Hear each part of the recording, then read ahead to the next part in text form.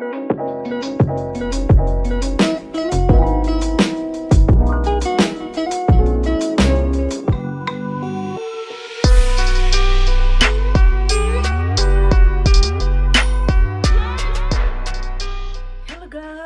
back to my YouTube channel, Australianang Bisaya. Happy Saturday sa inyong lahat.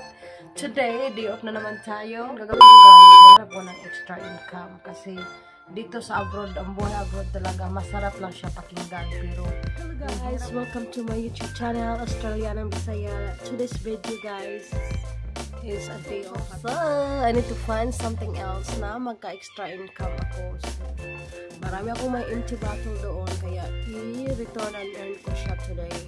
So, let's go. Samahan niyo ako. Grabe guys, ang dami. Sana million ang halip. Ang ingay.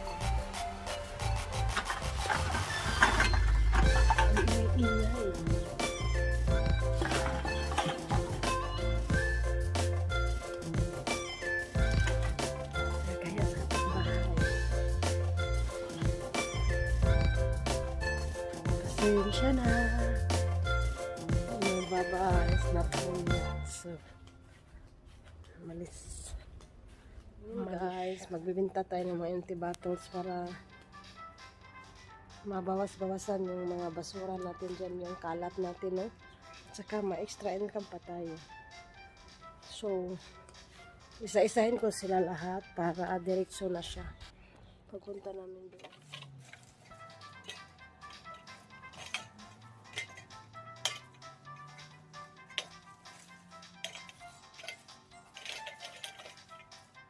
Bansa guys, hindi talaga puro masarap yung buhay, no?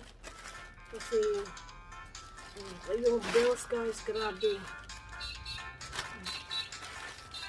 Nag-consumption kayo, kaya pag wala kayong trabaho, hindi kayo makapagbayad ng bill. Ito sa gobyerno, pero pag hindi pa kayo matanda, hindi kayo makakuha din, kaya kailangan talagang magbanat ng buto, kayo sa mga kakilala ko dyan na lagi nag-message sa inbox. Pasensya na po kayo na hindi ko kayo mapapahiram kasi dami ko rin bayaran lang yung tibatong kinikip ko kayo kasi kahit pension siya, kung ma-add up siya, marami na din nakakatulong na din pang grocery. 1 minute 37 seconds later. So yan guys, natapos ko nang nag-segregate yung mga yan. Yan na siya.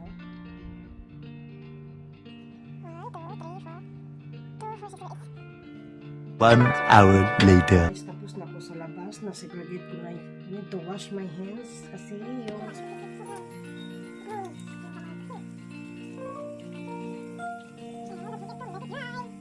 Hello guys, to this video guys, I'm gonna talk about the real life in Australia.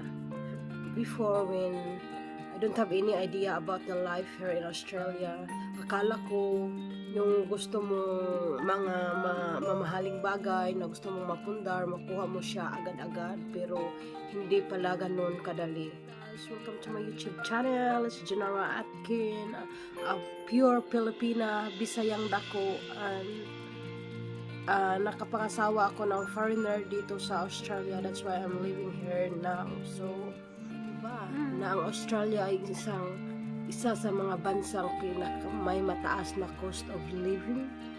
At sa totoo lang naman, marami ding mga tao dito walang bahay. Nasa Australia ka pala, ang ganda ng buhay mo.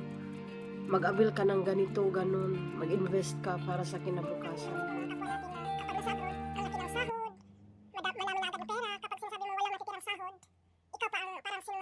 Life here in Australia. Dati, noong una na hindi pa ako nakapunta dito sa Australia, akala ko talaga ang sarap-sarap, ang ganda-ganda ng buhay dito. Tapos yung nandito na ako, hindi pala ganun yung expectation. Iba ang pananaw ko, lalo na nang malaman ko lahat pala ng bagay at bilihin dito ay sobrang napakamahal. Na parang halos ayaw mo nang lumabas sa bahay. Alam natin na ang Australia isa sa mga bansang mataas ang cost of living. So talagang daming worries din kasi ang daming bayaran. Kaya marami ding mga taga dito na homeless, walang bahay. Kasi sa hirap ng, nasa Australia ka pala, ang ganda ng buhay mo, mayaman ka na. So, mag-avail ka nito, mag-invest ka para sa future mo. At kapag magsabi ka na, ay, wala akong pera, hindi sila maniniwala sa'yo kasi ang nasa mindset talaga nila, pag nasa abroad ka, marami kang pera at hindi lang nila alam na lahat pala nasa resibo na pala. At saka, yung mga bayaran, bills dito ang mahal-mahal. At pag wala kang trabaho, wala kang perang pang babayad.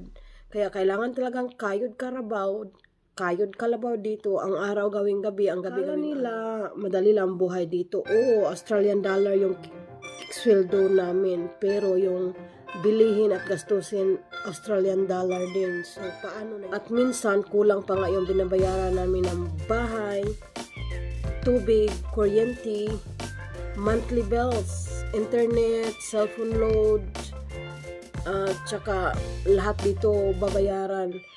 Pet insurance, car insurance, driver insurance, health insurance, tax at saka daily food. So yan, mga gastusin yan lahat guys. Kaya kailangan namin kumayod para pangbayad sa dito. Kailangan mo talaga ding may sasakyan ka kasi pag wala kilometro ang lalakadin mo. So hindi rin mapadali yung buhay mo pag wala kang sasakyan dito. Kaya extra maintenance din yung sasakyan, may petrol at saka registration, renewal of registration pag may nasisira pa ang lang sa'yo unless may credit card ka, punta ka sa bank at saka hindi ka rin basta-basta makakautang pag wala kang trabaho. Kaya wala din. Kailangan talagang magtrabaho. Work para magkapera, para magkabayad ng mga bills. So, yung sahod ko guys, binabudget ko talaga yan. Paaral, mas malaki ang gasto. Although may kunting tulong sa gobyerno, pero hindi ko alam kasi wala akong anak. Hindi ko masasabi kung ano talaga yung tulong na naibibigay sa kanila. Maglo-loan ka ng bahay sa bangko at babayarin mo yan within 25 to 30 years. Kaya kailangan talagang malaking kaibahan dito. Mapilitan kang kumilos. Kahit ayaw mong magtrabaho ka dahil may bayaran ka. So, isipin mo na lang na may babayaran ka kaya magtrabaho ka. Walang pagod-pagod dito. Gusto mo magpahinga? Go for it and then trabaho ulit. Pinaghandaan pa rin ang retirement kaya kung nagtatrabaho ka mayroon kang superannuation yung tawag doon na yun para sa future. Hindi ka na mag-worry for your future kasi meron ka nang naipundar na para sa kinabukasan. Sabi na maswerte kaming nasa ibang bansa. Siguro nga swerte kami. Pero lahat na meron kami dito pinaghirapan at sana sumama ang loob nyo kung hindi kayo nabigyan o pinaghiram ng mga taong nasa abroad. Magalit kasi minsan, kumustahin nyo naman din sila kahit wala kayong kailangan. We work hard for our future, for ourselves, and for our family. Sad but this is reality. Yung 24 hours is not enough to work. Pero kailangan din magpahinga ng katawan kasi health is wealth. So paano na kayo kumayod pag